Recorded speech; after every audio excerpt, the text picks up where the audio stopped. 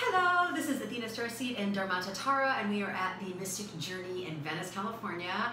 And Dharmata Tara is a spiritual teacher and an intuitive, and so am I. And I wanted to have her on the Ask Athena YouTube experience to really go into certain topics that I thought were worthy of sharing. We normally have these topics in private, and now we're sharing them with you. And you picked a card today. And it's not like it's private because it's hidden private. It's just because we're just chatting on the phone and this, that, and we decided because it's so valuable, what we bring forth within each other, we draw out from each other, is valuable. So that's why we're sharing.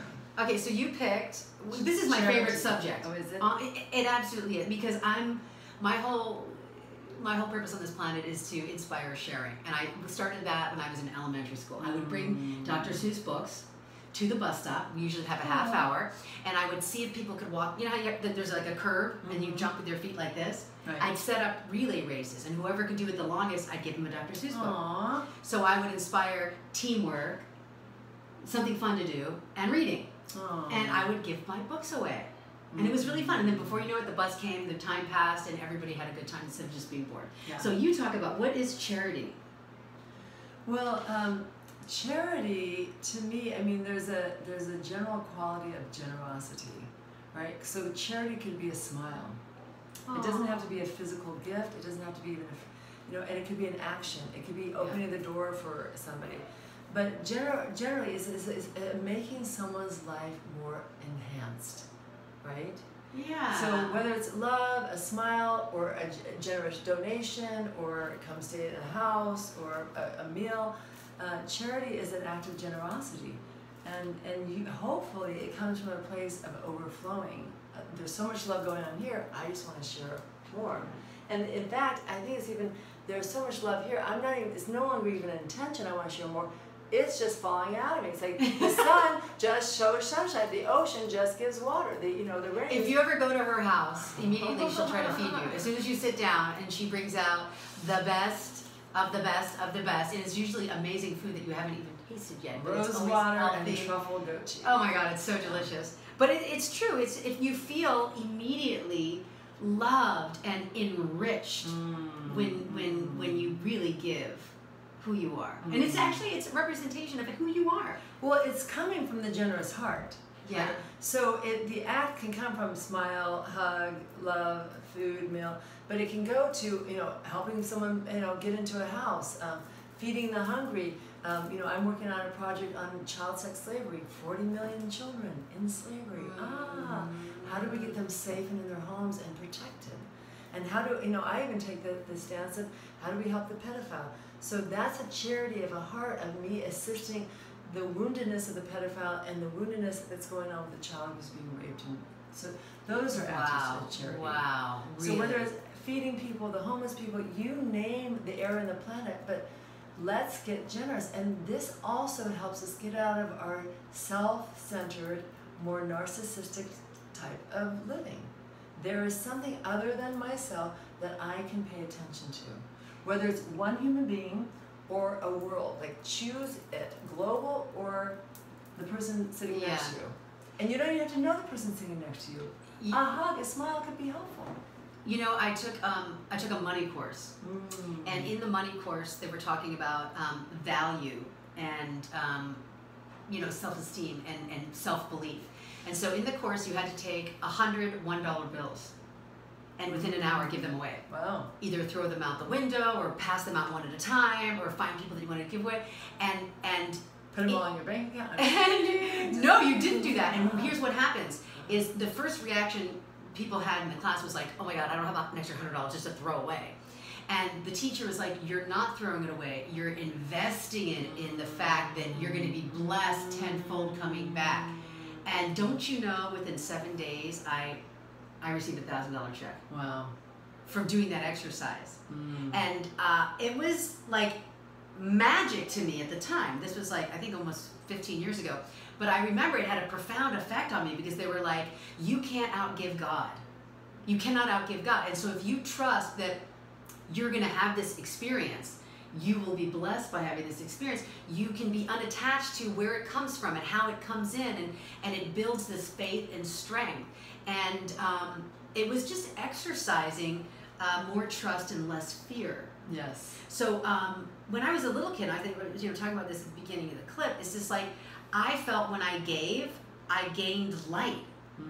You know what I'm saying? And I remember I had a very wealthy uncle, and he came over one year for Christmas, and he said, I would like you to pick a neighbor in your neighborhood that didn't have a lot of money and resources, and I'd like to give you $200, this is back in 1980, and go Christmas shopping for them.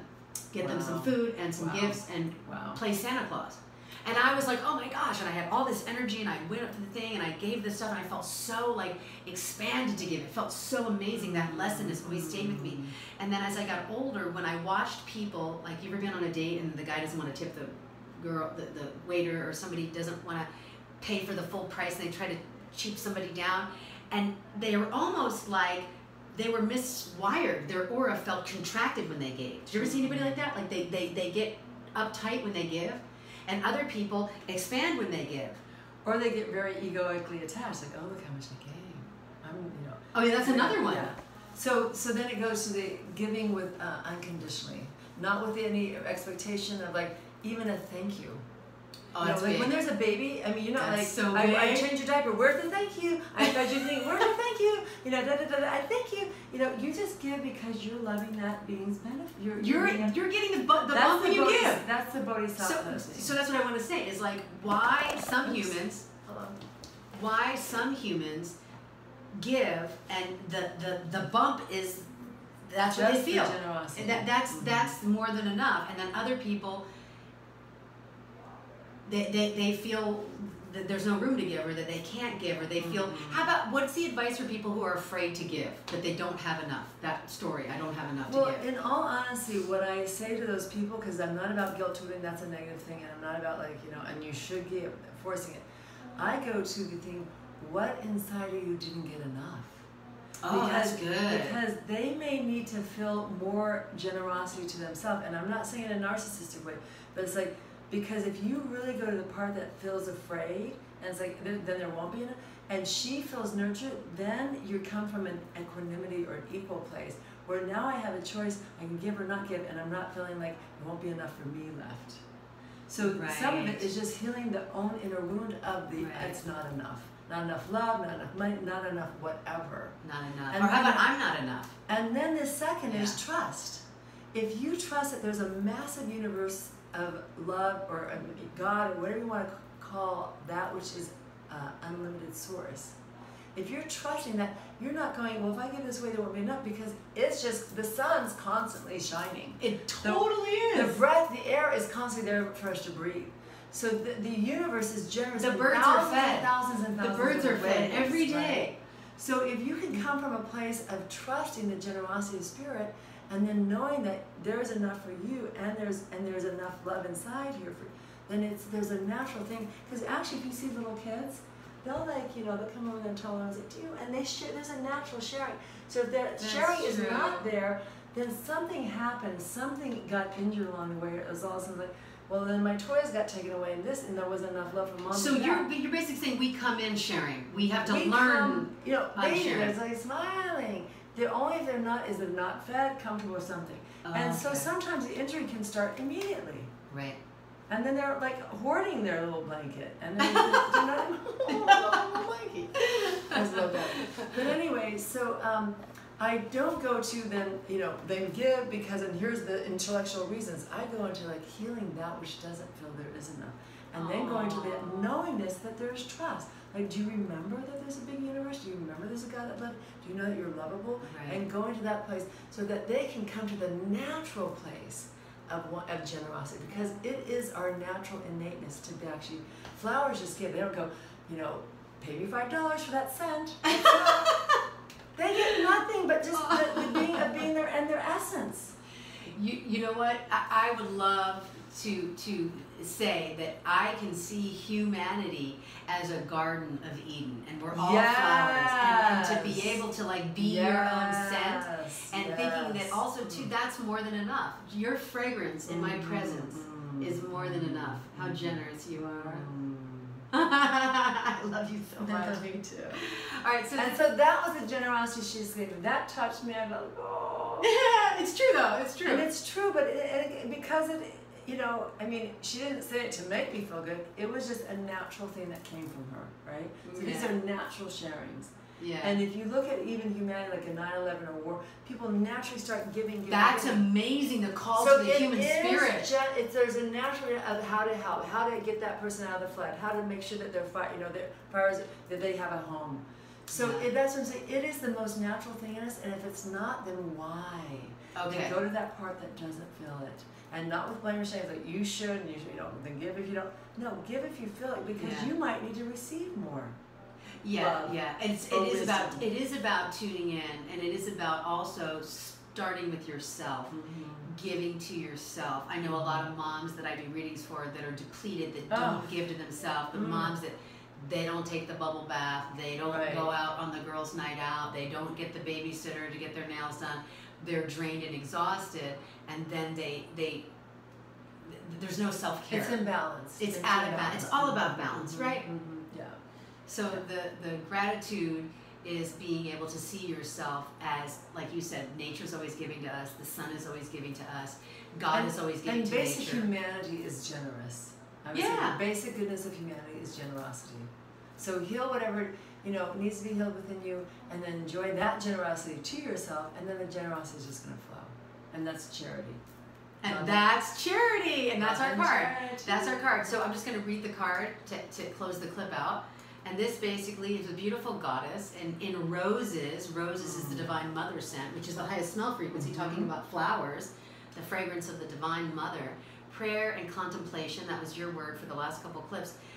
Connect with heaven and ask and you shall receive. And that's about that whole worthiness, knowing that you will be taken care of by your Heavenly Mother and Father, and that everything that's being served to you in the present moment is perfect for your own flowering. And I want to end, because you said ask and you will receive, is there's another biblical scripture that says, you have not because you ask not. We forget that there's a generous universe out there. So when we were asking, and forget about what's possible, impossible. We don't even have to think about it. Just Spirit, I need this, I want this, and then just, doubt blocks and trust is receptive. Doubt blocks and trust is being receptive. And so, I never heard that scripture before. I really love that. You said, ask not. No, you have not because you ask not. You have not because you ask not. Now, one of the scriptures... So we're not even thinking that it's out there to ask for. We're just starving in our little, garden. It's and there's a generous, universe out there. Yeah, and so, ask, so I do... You have not because you ask not. Yeah, it makes so much sense. I do angel readings, and the angels are constantly saying, we're here, and you guys aren't asking. And then I remember... So much generosity. So much. So much. And listen, they give you little whispers, turn here, talk to that person, go down that road, pick up this phone call, don't pick up that phone call. We're constantly... Or drop your pride and be vulnerable messages. To be able to go, I have a need. Yeah. It's okay. That's okay. And the universe will absolutely answer the call and be generous with you. So, Athena Starseed and Dharmata Tara, and we are doing these wonderful little clips, and we were talking about generosity and charity. So if you enjoy this, please share the clip. If you'd like a reading with either one of us, we have our information below. Have a super sparkly day, and we'll see you on the next clip. Bye. Thanks, bye. Sparkly day.